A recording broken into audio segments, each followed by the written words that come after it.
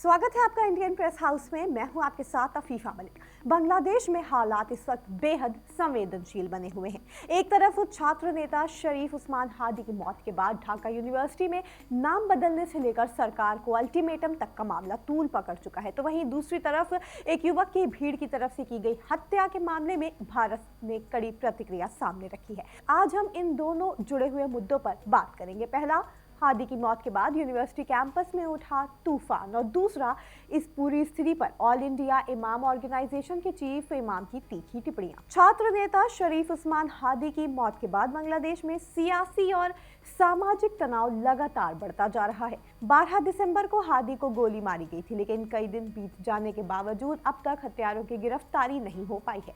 गुस्से और नाराजगी के बीच ढाका यूनिवर्सिटी में बड़ा फैसला लिया गया।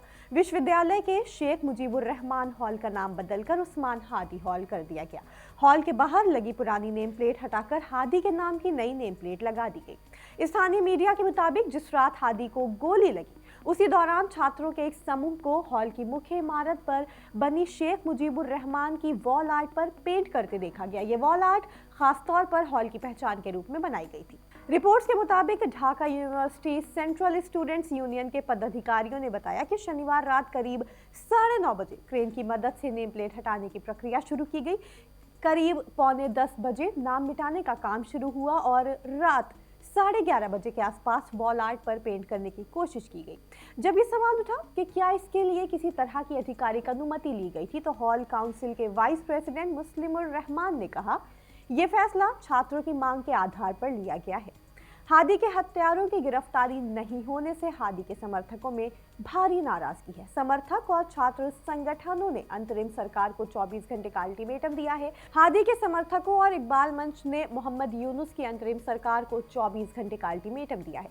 चेतावनी दी गई कि अगर रविवार शाम तक हादी के हत्यारों की गिरफ्तारी नहीं हुई तो भारी संख्या में लोग इकट्ठा होंगे और विरोध प्रदर्शन करेंगे।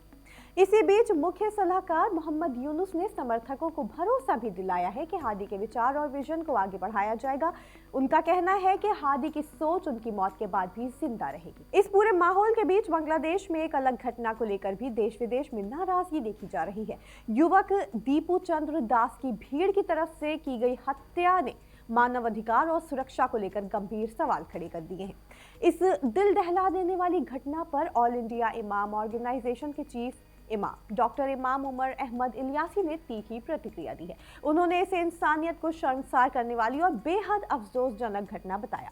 डॉक्टर इलियासी ने अपने बयान में कहा, बहुत ही दुखद घटना है, बहुत अफसोसजनक है, इंसानियत शर्मसार हुई है, इंसानियत का कत्ल है। जिस तरह से बांग्लादेश के अंदर लगातार हिंदुओं के ऊपर हमले हो रहे हैं, बहुत बहुत दुखद घटना है। खास तौर पर अभी जिस तरह से जिस बच्चे को उन्होंने जिस बर्बरता के साथ उसकी हत्या करी और जिस तरह से उसे पेड़ पर लटकाकर जिस तरह से उसके साथ व्यवहार किया, बहुत दुखद है।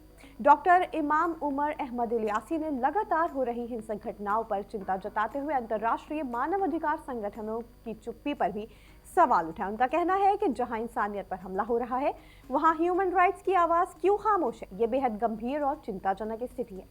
उन्होंने इस्लाम की शिक्षाओं का हवाला देते हुए कहा, मैं उनसे ये पूछना चाहता हूँ कि वो कौन सा इस्लाम अपना रहे हैं। क्या इस्लाम इसकी इजाजत देता है? ये इस्लाम के मानने वाले नहीं हो सकते। इस्लाम बचाने का नाम है, इस्लाम माफ करने का नाम है। डॉक्टर इलियासी ने संयुक्त राष्ट्र मानवाधिकार आयोग से तत्काल हस्तक्षेप की अपील की है। साथ ही भारत सरकार से भी इस मामले में कूटनीतिक स्तर पर कदम उठाने की मांग की है। छात्र नेता की मौत के बाद उठे सवाल, यूनिवर्सिटी में नाम बदलने का विवाद, सरकार को दिया गया अल्टीमेटम और दूसरी घटना पर अंतर्राष्ट्रीय प्रतिक्रिया, इन सभी ने बांग्लादेश में हालात को और संवेदनशील बना दिया है।